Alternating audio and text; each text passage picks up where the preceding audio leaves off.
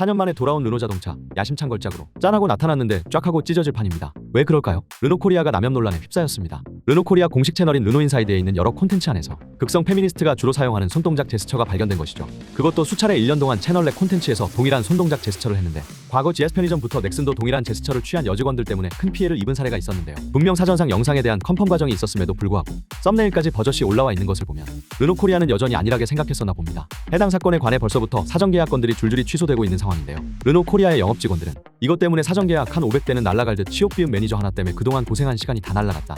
신차를 첫 선보인 날에 느꼈던 벅찬 감정과 자부심으로 끝까지 힘냈다. 이 상황이 너무 괴롭고 눈물이 핑 돈다. 방금 15분 전에 실시간으로 사전 예약이 취소되었다. 우리는 생계가 달려있다. 라며 고통을 호소하고 있습니다. 근데 르노코리아는 대처를 왜 제대로 하지 못하는 것일까요? 왜 여직원을 과감하게 해고한다 등의 말을 하지 못하는 것일까요?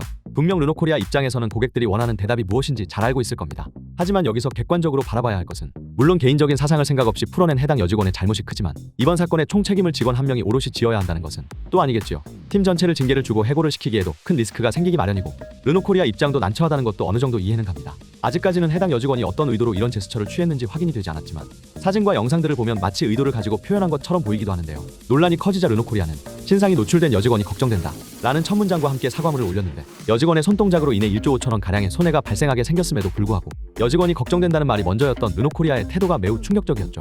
뒤이어 해당 콘텐츠 제작자가 직접 사과문을 올렸지만 내용을 보면 힘든 시간을 보내고 있습니다. 인신공격을 멈추어 주세요. 이러한 사정을 부디 너그럽게 이해해달라 등의 문구들이 이게 사과문인지 적반하장인지 모를 내용이긴 합니다. 자동차를 구매하는 주 고객은 남성이고 자동차의 성능만큼이나 중요한 것이 브랜드의 이미지인데, 벌써부터 바퀴만 봐도 손동작이 보이고 르노가 아닌 보르노라고 하고 있는데 누가 계약을 하겠습니까?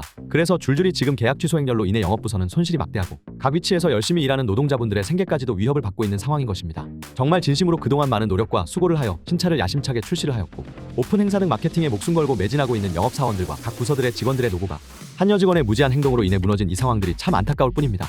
1조 5천억 원을 투자한 르노코리아의 오로라 프로젝트, 르노는 과연 어떻게 조치를 취해야 할까요? 여러분의 의견을 댓글로 공유해주세요.